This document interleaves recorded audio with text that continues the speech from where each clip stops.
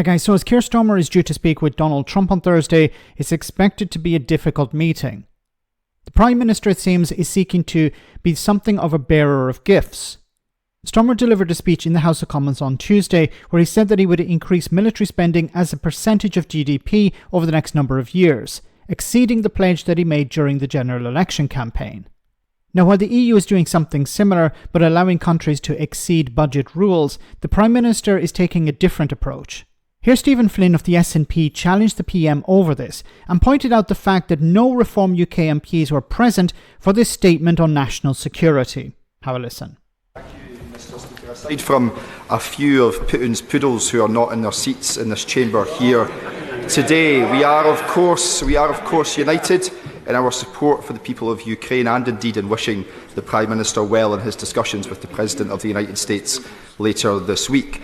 But I'm afraid that's where the unity ends, because whilst we support increasing defence spending, we cannot support the populist playbook of cutting foreign aid. Indeed, that's a position which was shared and agreed with by the Foreign Secretary just a matter of days ago, when he said that it would be a big strategic mistake that would allow China to step in.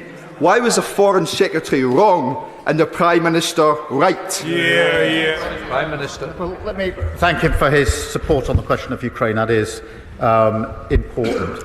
And just to reassure him, the decision that I've taken today on development aid is not an ideological decision. It is an ideological decision. Of course it's an ideological decision, because first of all, you're calling it development aid and not foreign aid. I haven't heard anyone calling it development aid in a long time. We generally call it foreign aid. Now, what is Starmer doing? He's going against what countries in Europe are doing. Countries in Europe, within certain budget restrictions that they have, are going outside those budget restrictions and increasing military spending through borrowing. Starmer, it seems, wants to cut foreign aid in order to fund military spending. Now, there are massive problems with that. This reduces Britain's influence in the world. Foreign aid isn't just about, dealing with climate change or fighting disease or poverty in countries around the world. It also adds to Britain's soft power on the international stage, about its global influence. It's about building stronger relationships and alliances.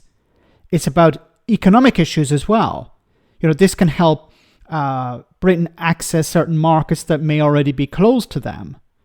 So foreign aid can help get their foot in the door, and it helps boost security and fight, for example, terrorism.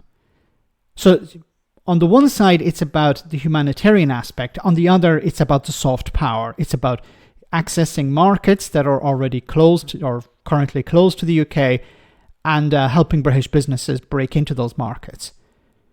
Now, by funding military spending as a result of cuts to foreign aid, this is, as Stephen Flynn has pointed out, this opens the door for other opponents around the world to fill that gap.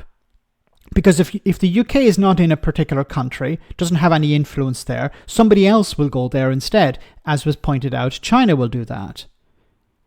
This is nonsensical thinking, and it is playing to the likes of Farage and the far right, who constantly bang on about eliminating, not just reducing, but eliminating foreign aid, because they see it as a waste of money. They don't understand it or don't care about the value it has. So I disagree with Starmer when he says what needs to happen is you need to reduce foreign aid in order to fund military spending. Rachel Reeves knows that you don't need to go down this road. There are ways around this. You can exclude military borrowing for military use as part of the budget. If the European Commission is doing that, then surely the UK can do it as well. But it seems to be ideological. You're punishing the poorest in the world. You're reducing Britain's influence in the world in order to cover this extra cost of military spending. And finally, isn't it great that somebody's calling out Farage and the other Putin Poodles? I can think of much stronger language to describe them. But why was Nigel Farage and Reform UK MPs not in the chamber when it was a discussion about defence and security? Is it because it would be embarrassing for them?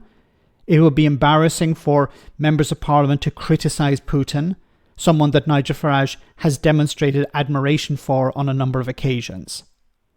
Let me know in the comment section, guys, what you think. As always, your comments are greatly appreciated. Thanks a lot.